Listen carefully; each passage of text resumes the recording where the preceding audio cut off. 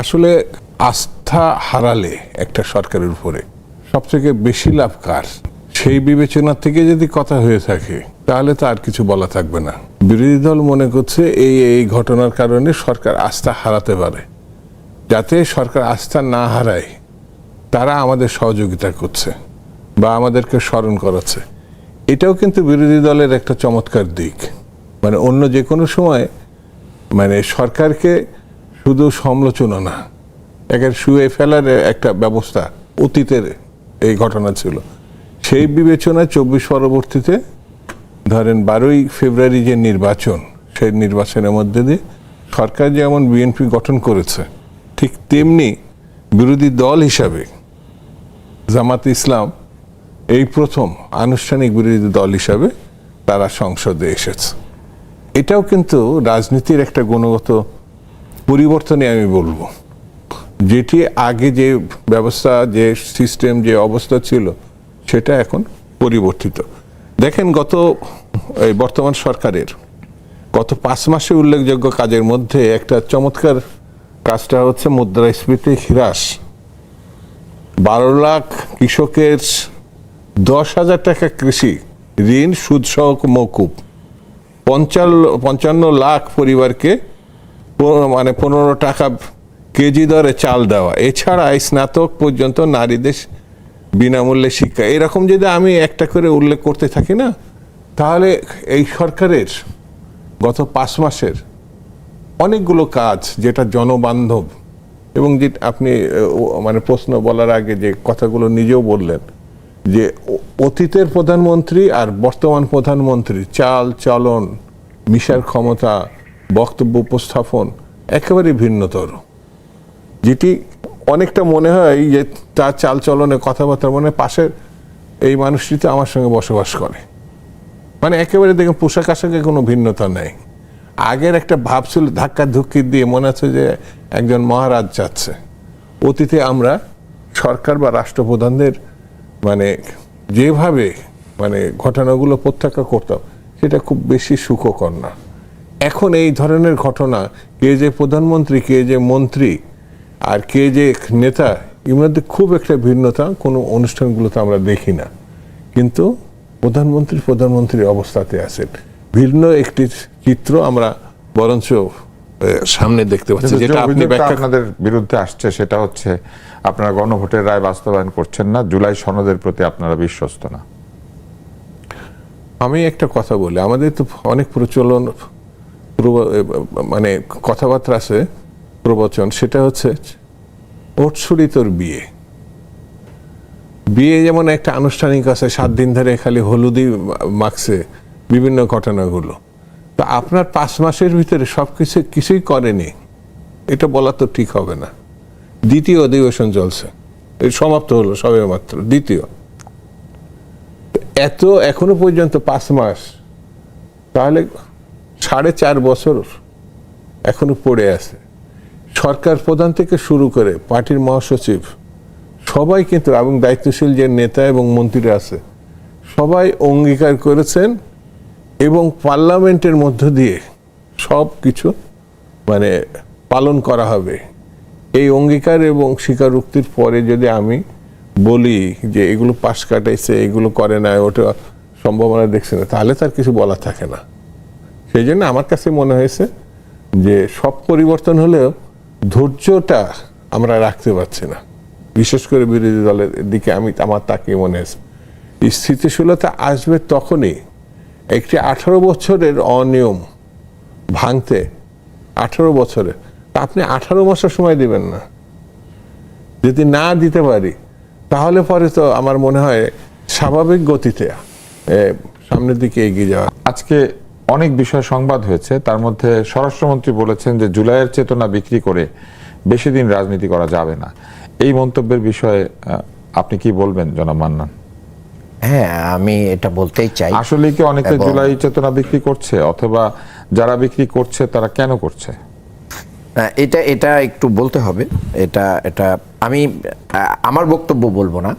যেরকম আমার দেশের মাহমুদুর রহমান, উনি 8ই জুলাই একটা বক্তব্য দিয়েছেন, সেই বক্তব্যটা কি আশ্চর্যের কথা যে বর্তমান সরকারি দলের কোনো এমপি টেলিভিশন টক শোতে এসে এই জুলাই মাসে অবলীলায় বিপ্লব নিয়ে চরম অশ্রদ্ধাভরে বক্তব্য দিচ্ছেন। আমি এদের অকৃতজ্ঞতার মাত্রা দেখে স্তম্ভিত হই। নাকি এরা সব এতদিন ফ্যাসিবাদের গুপ্ত দোসর ছিলেন? রাষ্ট্রের সম্পদ লুণ্ঠনে এদেরও নিশ্চয়ই ভাগ ছিল।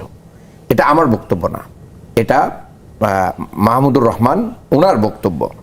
কেউ কেউ তো আছেন যে জুলাইকে ব্যক্তি স্বার্থে ব্যবহার করছেন। আজকে যিনি স্বরাষ্ট্রমন্ত্রী, জুলাই বিপ্লবের তিনি ফসল। আজকে যদি জুলাই বিপ্লব না হতো তাহলে উনি শিলংয়েই থাকতেন। আর যদি বিশেষ করোনা নিয়ে বাংলাদেশে পাঠাইতো হাসিনার আমলে, হাসিনার পদলেহন করার জন্য হয়তো ওনাকে আসতে হতো, কোনো কারণে যদি উনি বাংলাদেশে আসতেন।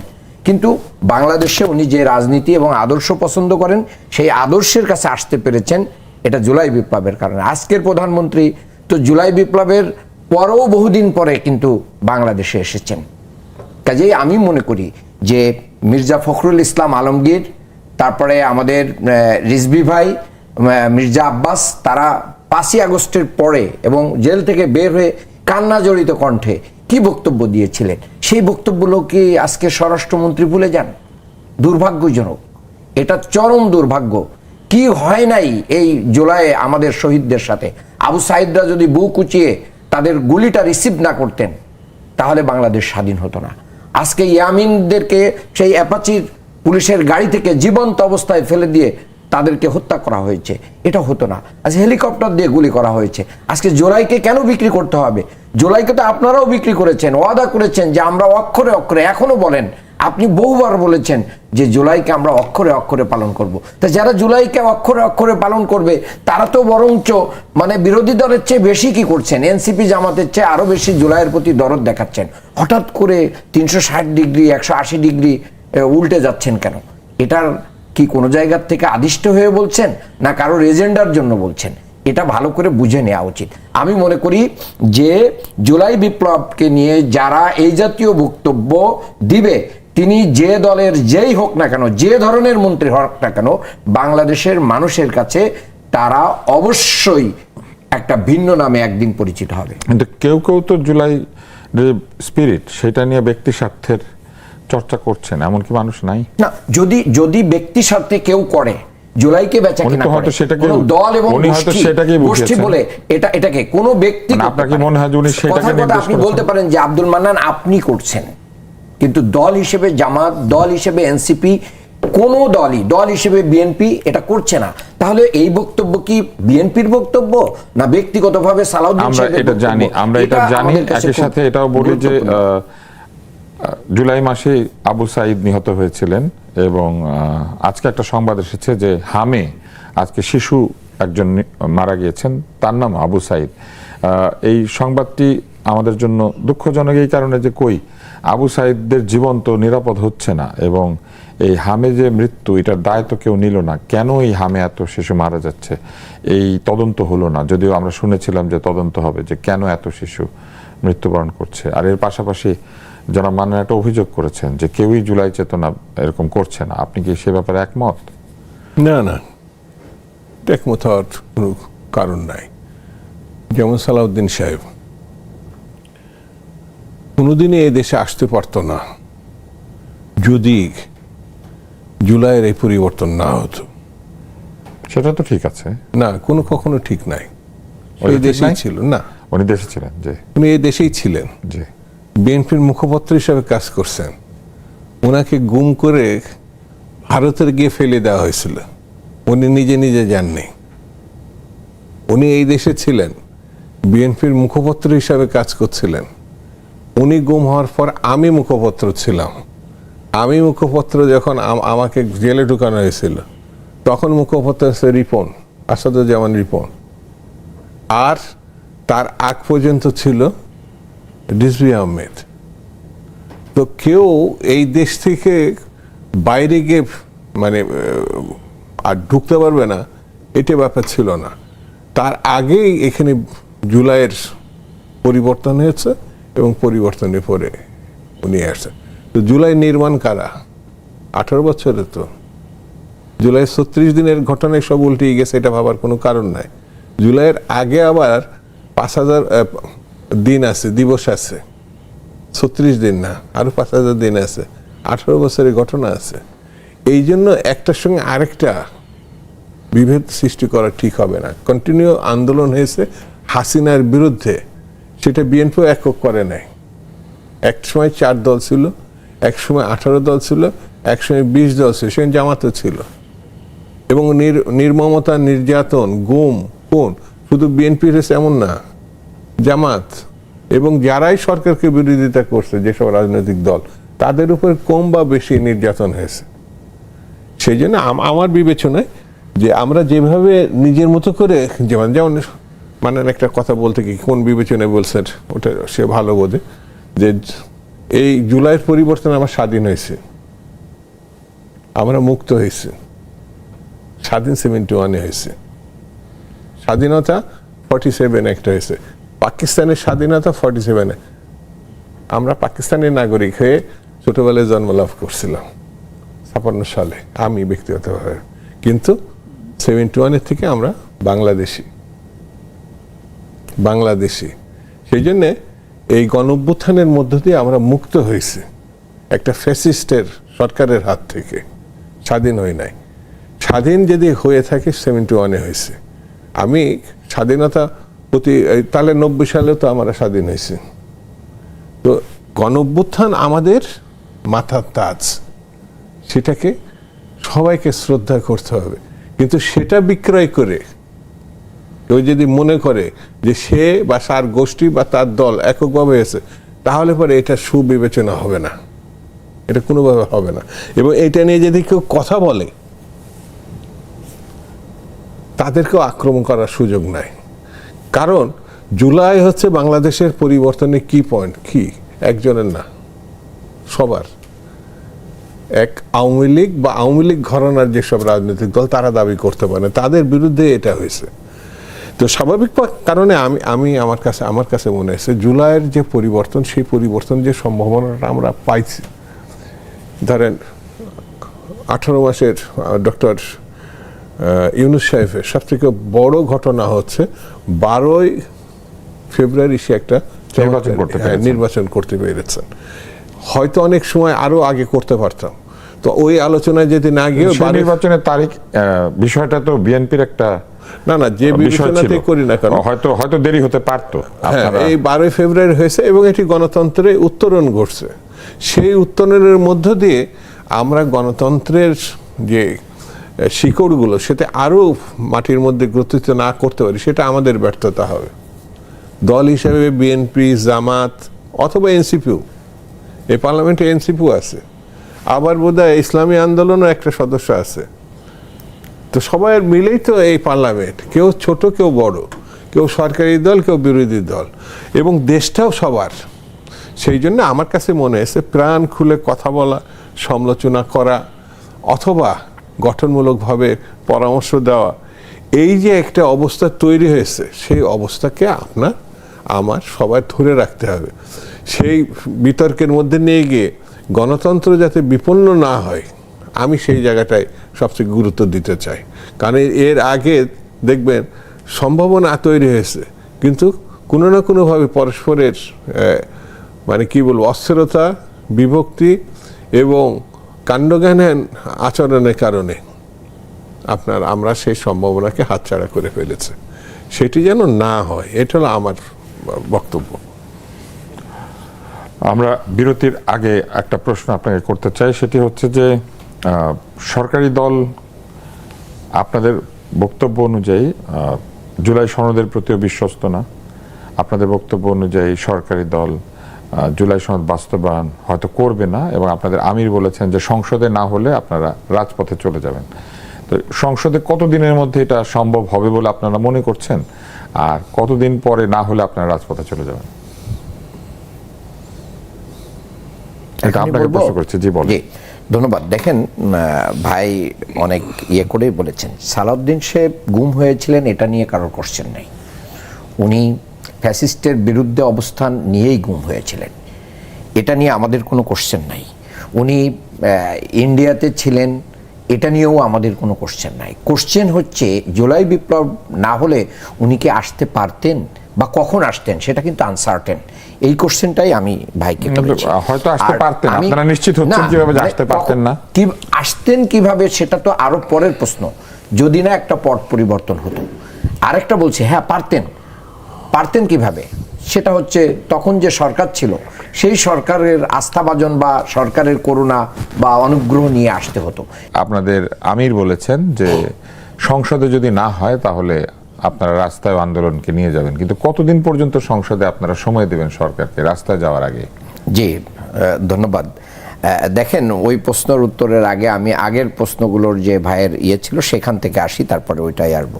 ভাই বলেছেন যে 17 বছর, অবশ্যই 17 18 বছর বলেছেন। বা 5000 দিন, 5000 যেটা ভাই দিন, বলেছেন 5000 দিন। সেই দিনগুলো অবশ্যই আমাদের এই পরিবর্তনের জন্য সহায়ক ছিল। একটা কথা বলি, আজকে ফুটবলের ফাইনাল খেলা আপনি যদি দেখেন, অনেক খেলা এরকম হয় 90 মিনিট ধরে খেলা হয়েছে কিন্তু গোল শূন্য ড্র। এরপরে অতিরিক্ত সময় যেটা ছিল, ওই অতিরিক্ত সময়ের 5 মিনিট খেলায় একজন বদলি প্লেয়ার এসে নেমে গোল করে দিয়েছে। আপনি এটাকে কিভাবে দেখবেন? তার মানে হচ্ছে আমরা 5000 দিন খেলেছি, গোল করতে পারি নাই, কিন্তু 36 দিন খেলে এসে গোল করে দিয়েছে। এটা দিয়ে একটা ভাগ্যর পরিবর্তন হয়েছে। এটাই হচ্ছে টার্নিং পয়েন্ট। আপনাকে একটা যুক্তি দেব, হ্যাঁ দেন। সেটা হচ্ছে এই যে বাকি 11 জন ওই বদলি না, তারা খেললো বলেই কিন্তু বদলি প্লেয়ার নামার সুযোগ পেল। তাহলে এই যে 11 জন 90 মিনিট ড্র করলো, যে 5000 আপনার সে যুক্তিটা আর কি, যে সালাউদ্দিন সাহেব ফিরতে পারতেন না, তার মানে হচ্ছে, তার মানে এই না যে তাদেরকে অস্বীকার করা হবে।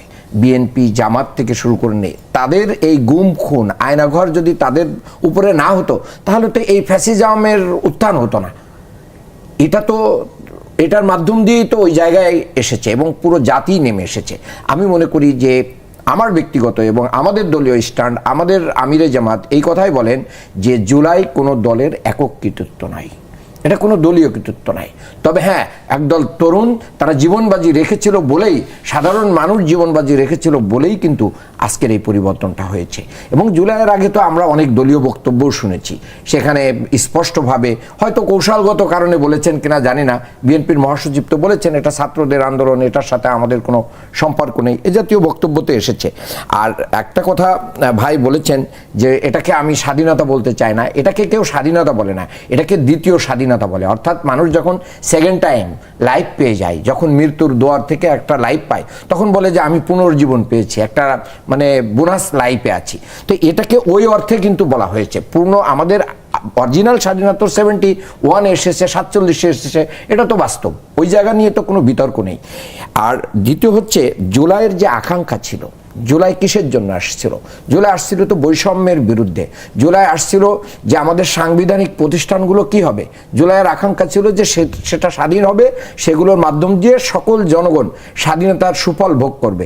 কিন্তু দুর্ভাগ্যজনক হলেও সত্য, সকল সাংবিধানিক প্রতিষ্ঠান যেগুলো একবারে বিচার বিভাগ বলেন, মানবাধিকার বলেন, আপনি এনবিআর বলেন, পিএসসি বলেন, এই জাতীয় যত প্রতিষ্ঠান আছে সেইগুলো কিন্তু আমাদেরকে আবার পরাধীনতার শিকলে আবদ্ধ করা হলো, যার মাধ্যম দিয়ে জুলাইয়ের যে আকাঙ্ক্ষা, সেই আকাঙ্ক্ষার কিন্তু বাস্তবায়ন হয় নাই। এই জন্য বলা হচ্ছে যে বিএনপি সব কিছু নিয়েছে জুলাইয়ের, কিন্তু জুলাইয়ের যে মূল স্পিরিট এটা বিএনপি কেড়ে নিয়েছে, এটাই জনগণ বলছে। আর আপনি যেটা বলেছেন যে আমাদের এই আন্দোলন সংগ্রাম সংসদ থেকে কখন বাইরে আসবে, হ্যাঁ, আন্দোলন সংগ্রাম অলরেডি সংসদেও চলছে, বাইরেও চলছে। এটা জনগণই ঠিক করে দিবে এবং আমাদের পরিকল্পনায় ঠিক করে দেবে এবং বিএনপির অবস্থানই ঠিক করে দিবে যে কখন আমাদেরকে সংসদ থেকেও বের হয়ে এসে একবারে মানে বাইরে থেকে এই আন্দোলন করতে হবে। সেই সময়টা কখন হবে এটা সময়ই বলে দেবে, এটা অগ্রিম ভবিষ্যৎবাণী করার মতো কোনো বিষয় নাই। জনাব দুদু, এটা কিন্তু এক ধরনের সতর্কতা যেটি জামাতের আমির বলেছেন যে সংসদে তারা চেষ্টা করবেন, না হলে পরে তারা রাজপথে চলে যাবেন। আপনার কি মনে হয় যে এই মুহূর্তে বিরোধী দল যতখানি সংগঠিত অথবা তাদের যা শক্তি তা দিয়ে 2/3 সংখ্যাগরিষ্ঠতার বিএনপিকে সরকার থেকে সরিয়ে দেওয়া বা চাপ দিয়ে দাবি আদায় করা এটা খুব সহজ? বিরোধী দলের কাজই তো বিরোধিতা করা, ত্রুটিগুলো ধরিয়ে দেওয়া এবং আগামী দিনের জন্য নিজেদের জনমত, নিজেদের পক্ষে জনমত তৈরি করা বা সংগঠিত করা, হ্যাঁ, চেষ্টা করা। সেই অর্থে তো তারা বা আমিরে জামাত ডাক্তার সাহেব যেটা বলছেন সেটা তো পরিকল্পিতভাবে চিন্তা ভাবনা করে তিনি সেই কথাগুলো বলছেন। সেইগুলো নিয়ে আপনার উদ্বিগ্ন হওয়ার কিছু আছে বলে আমার কাছে মনে হয় না। তারা তাদের মতো করে রাজনীতি করবেন, এটা মানুষের কাছে গিয়ে তার পক্ষে মতামত নেওয়ার জন্যে সরকারের তো সমালোচনা করতে হবে, সরকারের ব্যর্থতাগুলো তো তাদের তুলে ধরতে হবে, এটাই তো বাস্তবসম্মত। না হলে পরে শুধু গিয়ে চা অথবা খাবার দাবার খেয়ে খোঁজ গল্প করে তার জনমত পক্ষে আনা যাবে না। আমি একটু কথা বলি আপনার এখানে, সেটা হচ্ছে যে ওই যে যারা ছাত্ররা, তরুণরা, আমি তাদের ধন্যবাদ দিই, তাদের সবসময় আমি প্রশংসা করি, কারণ আমিও একসময় তাদের মতো তরুণ ছিলাম। 90 গণঅভ্যুত্থান আমরাই সংগঠিত করেছিলাম। সেই সময় যারা ক্যাম্পাসে ছিল, সেই ক্যাম্পাসের নেতৃত্ব মধ্যে আমরাও ছিলাম, অন্যরাও ছিলেন, এবং একটা সময় বেগম খালেদা জিয়ার নেতৃত্বে গণঅভ্যুত্থান সংগঠিত হয়েছিল। এবং লক্ষণীয় বিষয়, 90 গণঅভ্যুত্থানের পরেও বেগম খালেদা জিয়া প্রধানমন্ত্রী হয়েছিলেন নির্বাচনের মধ্য দিয়ে। আবার 24-এর গণঅভ্যুত্থানের পরে বিএনপি কিন্তু দ্বিতীয়বার না, মাঝে বেশ কয়েকবার ক্ষমতায় গেছে, কিন্তু গণঅভ্যুত্থান পরবর্তী আবার বিএনপি কিন্তু জনাব তারেক রহমান সাহেবের নেতৃত্বে রাষ্ট্র ক্ষমতায় আসছে। দুটো গণঅভ্যুত্থান হয়েছে, দুটো গণঅভ্যুত্থান পরবর্তীতে নির্বাচনের মধ্যে দিয়ে ক্ষমতা আসছে। এটা কেন আমি বলছি, একটা পক্ষ সবসময় দাবি করে যে তারাই হলো মূল ফোর্স, তারাই এটা সংগঠিত করছে, তারাই এটা নিয়ন্ত্রক, কিন্তু আমার কাছে মনে হয়েছে এটার ফলাফল তাদের দাবি অনুযায়ী যদি হতো, তাদের একটা রাজনৈতিক দল আছে, সেটি নতুন রাজনৈতিক দল এনসিপি, আরেকটি আছে জামাত ইসলাম, তো এখন 11 দল আছে। 11 দলের ঐক্য ভেঙে যেতে পারে এরকম না না না, ওইটা আরো পরে যায়। তো এরা যদি মূল শক্তি হতো, আপনার লক্ষণীয় ব্যাপার, আমি নির্ধারণ তাহলে করব মূল শক্তি কি জিততো বলে আপনি মনে করেন ভোটে? অবশ্যই। তো জিতে নাই মানেই তারা মূল শক্তি না? না না, শক্তি কিন্তু মূল শক্তি না, শক্তি কিন্তু মূল যারা দাবিদার, যেটা বিএনপিকে যেভাবে ব্যাখ্যা করা হচ্ছে, তো তারা যদি মূল শক্তি, ভোট তো এই জায়গায় 6টার আসন পাওয়ার কথা, ওইদিকে 200-র অধিক আসন পাওয়ার কথা, অথবা এইদিকে 70-80টা পাওয়ার কথা, অন্যরা বেশি পাওয়ার কথা। যদি জনগণের উপরে সেন্টিমেন্টকে আমি অনার করি, সেন্টিমেন্ট যদি অনার করি, তাহলে পরে এটি যে প্রধান শক্তি বিএনপির নেতৃত্বাধীন যে দল, সেটি আপনাকে স্বীকার করতে হবে। কারণ ভোটটা কিন্তু গণঅভ্যুত্থান পরবর্তীতে এই 12 ফেব্রুয়ারি নির্বাচন। আমি 12 ফেব্রুয়ারি নির্বাচন মানে স্বীকৃতি দেব না, কিন্তু আমি 24টাকে মানব। তো এটা তো ডাবল স্ট্যান্ডার্ড। এই নির্বাচনের মধ্যে দিয়ে কিন্তু সরকার গঠন হয়েছে, আর ওই গণঅভ্যুত্থানের মধ্য দিয়ে একটা ফ্যাসিবাদকে আমরা বিদায় করেছি। সেই জন্য আমার কাছে মনে হয়েছে যে গণতান্ত্রিক রীতিনীতি, কনভেনশন যেভাবে ব্যাখ্যা করে না কেন, পারস্পরিক স্বীকৃতি, শ্রদ্ধা এবং সত্যের পক্ষে থাকাটাই হচ্ছে গণতন্ত্র রক্ষার একমাত্র পথ। জনাব দুদুর প্রশ্ন উত্তর দিতে চাইছিলেন। না, ঠিক আছে ভাই, তো গণ অভ্যুত্থান, 90-এর গণ অভ্যুত্থানের ছাত্র নেতা ছিলেন এবং এই অভিজ্ঞতা ভাইয়ের আছে। এই গণ অভ্যুত্থানের যে স্পিরিট ছিল, নির্দলীয় নিরপেক্ষ তত্ত্বাবধায়ক সরকার থেকে শুরু করে নিয়ে যে রূপরেখাগুলো ছিল, সেটা কিন্তু বাস্তবায়ন তখন হয়নি, এবং একটা আন্দোলন সংগ্রামের মাধ্যম দিয়ে সেইটা কিন্তু বিএনপির কাছ থেকে আদায় করা লাগছে বাংলাদেশের জনগণকে। এরপরে আমি যেটা বলতে চাই, নির্বাচন নিয়ে ভাই যেটা বলছেন যে তারাই যদি নেতৃত্বে থাকবে এবং তাদের নেতৃত্বেই যদি গণ অভ্যুত্থান হয়ে যায়, তার তো সরকারি দলে থাকার কথা। এনসিপি কিন্তু গণ অভ্যুত্থানের পরে গঠিত হয়েছে, এনসিপি কোনো পার্টি হিসেবে ছিল না, কিন্তু তখন কিন্তু সাধারণ ছাত্রদের নেতৃত্বে তারা ছিল, এরপরে তারা পার্টি করেছে। কাজেই আগে যদি তারা পার্টি থাকতো আর তাদের নেতৃত্ব হতো, সেটা একটা ভিন্ন হিসাব হতে পারত। আর 2 নম্বর কথা হচ্ছে যে ইতিমধ্যেই বাংলাদেশের মানুষের কাছে এটা স্পষ্ট, বাংলাদেশের ইতিহাসে যেটা ঘটে নাই, বাস, ট্রেন, লঞ্চে উঠে মানুষ কিন্তু স্লোগান দিয়েছে একটা মার্কাকে। এটা বাংলাদেশের ইতিহাসে নির্বাচনের আগে কখনোই হয় নাই, যেটা এবার হয়েছে।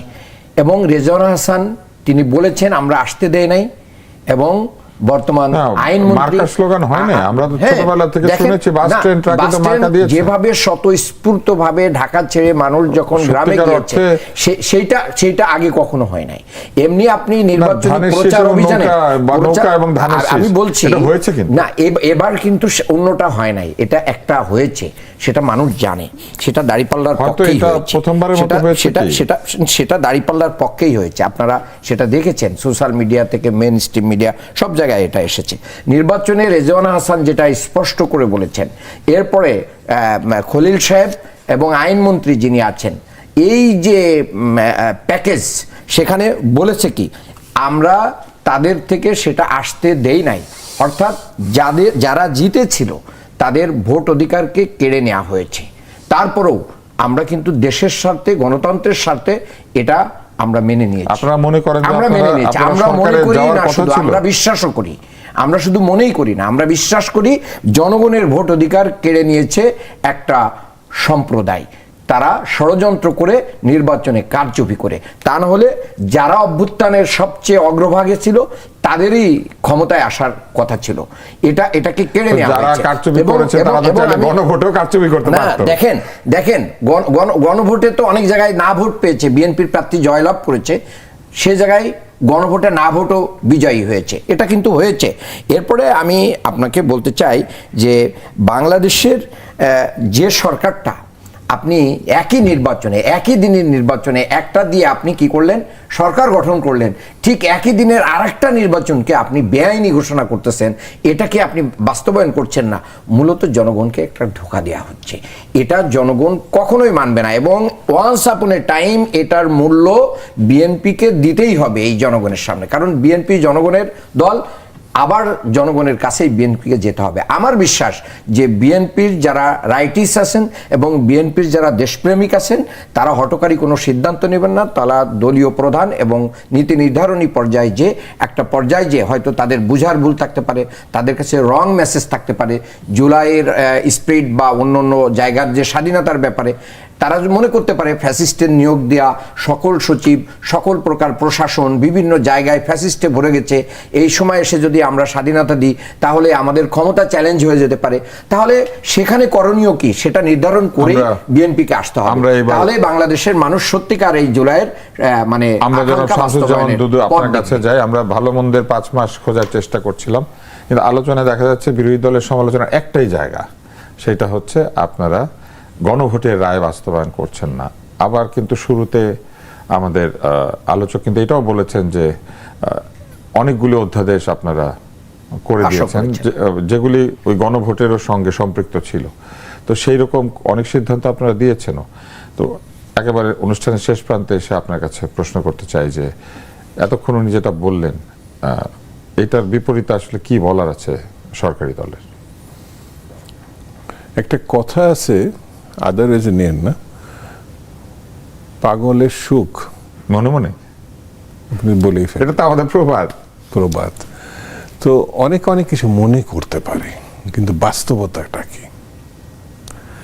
বিএনপি মানে না, বিএনপি ওই শক্তি না, প্রধান শক্তি ছিল অমুক শক্তি, অমুক দল। না, এই যে উনি এটাও বলেছেন যে এত পরিমাণে স্লোগান অতীতে কোনো মার্কার পক্ষে হয় না। হ্যাঁ, দল আমাদের মানে যখন প্রতিষ্ঠা হয়েছে একাধিকবার নির্বাচনের মধ্য দিয়ে ক্ষমতায় গেছে, একাধিকবার। আর জামাত যখন প্রতিষ্ঠিত হয়েছে 47-এর আগে পাকিস্তান তখনও হয় নাই। হ্যাঁ, পাকিস্তানের 24 বছর আর বাংলাদেশের 55 বছর। ইলেকশন অনেক ধরনের অনেকবার হয়েছে, কিন্তু জামাতের ক্ষমতায় নেওয়ার মতো ইলেকশন আর হয় নাই, আর ভবিষ্যতে হবে কিনা সন্দেহ। তো এই কথা যদি তারা মনে করে তাদের ক্ষমতায় যাওয়ার ঠেকানোর জন্যই ইলেকশন হয় আর অন্যরা ক্ষমতায় চলে যায়, কিন্তু তারা ইলেকশনে অংশগ্রহণ করে। আমার কাছে মনে হয়েছে জামাত একটা সুসংগঠিত ক্যাডার ভিত্তিক সংগঠন, এর বাইরে তারা যেতে পারে না। অর্থাৎ সাধারণ মানুষের সাধারণ যে ভোটার, যে কোনো পার্টি আমার বিবেচনা, নির্বাচনে তো তারা ক্রমাগত উন্নতি করলো দেখা যাচ্ছে। উন্নতি হয়তো করবে, কিন্তু প্রায় 33%। সরকারে যাওয়ার মতো সে পরিস্থিতি না। জামাত যেহেতু উন্নতি করে সেটা ঠিক আছে, অন্যরা যদি ক্ষমতায় যায় তাহলে আমরা মেনে নিছি, তার মানে জামাতই ক্ষমতায় গেছিল বিরোধী দল হওয়ার জন্য না, আমরা অন্যকে মেনে নিছি।